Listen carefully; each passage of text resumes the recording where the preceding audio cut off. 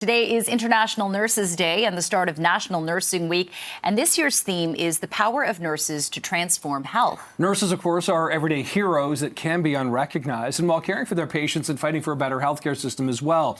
So for more about the state of nursing across Canada, we're joined this morning live by registered nurse Vanessa Durante. Vanessa, appreciate you joining us this morning. You know, nurses, as the introduction says, very often unsung heroes doing so much in the healthcare system. Let's talk a bit about the role nurses play and that importance there, because not only are they helping people, they're advocating people. There's so much going on. Beautiful. It's a great question to start.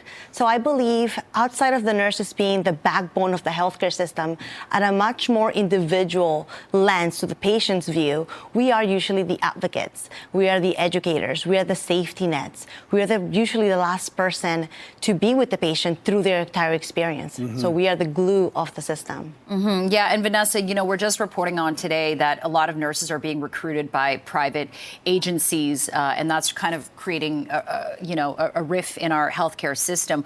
What is your thought about that, and what kind of gaps do you see in today's healthcare system that nurses can really play a pivotal role in helping?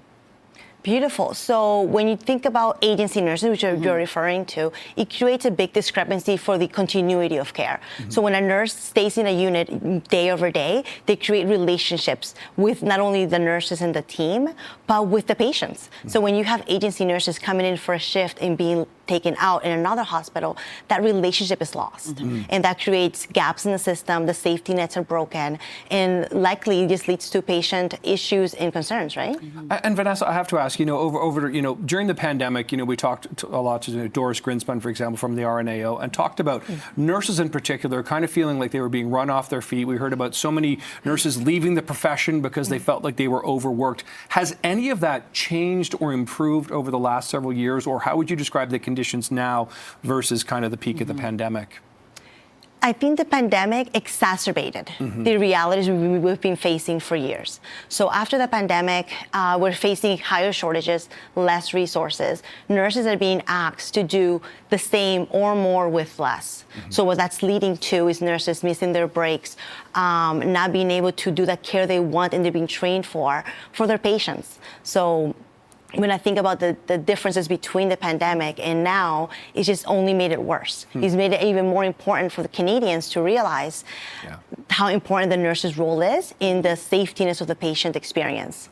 Yeah, and often when we talk about healthcare, communication is so important. And it seems like there's a disconnect between what's being done in our healthcare system to improve it versus the voices that are, being brought in, nurses, patients. What is it you want to say to, I guess, whatever powers are in charge to fix things, our government, provincial government, federal government, to address some of the concerns you're seeing that need immediate attention in our healthcare system right now?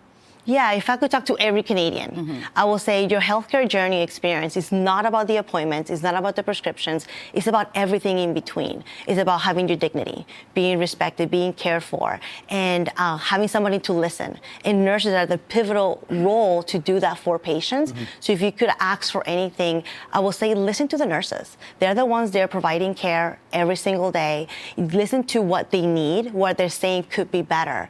So nurses should not just be the solution, but they should be part of the deciding what that looks like. So that would be my biggest ask, is to listen to the nurses today. And in terms of, we had the head of the OMA on the other day talking about, writing a thank you letter to doctors. I wonder if that ever happens in a nurse's instance, or if what that would be like, what that would mean to a nurse, a frontline nurse, to get a thank you like that from a patient. I wonder if you could talk about that, or if you ever see that kind of thing.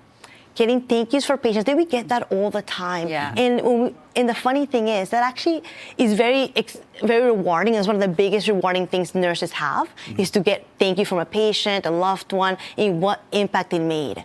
But it also makes an emotional toll on us, because we know when we can't provide that care for every party we see, we know that we could have done more for them. We could have been more caring. But if you're stretched thin, then you're not able to provide that care. So it'll be the world. We always get thank yous from patients. That means more. But we kind of want to get thank you and support from individuals creating the system. That's what real change will look like. That's what we want to see. Good point. The policymakers indeed. Vanessa, thank you so much for being here this morning. Happy National Nursing Week here. Appreciate you sharing these thoughts this morning. Great to see you. Thank you so much.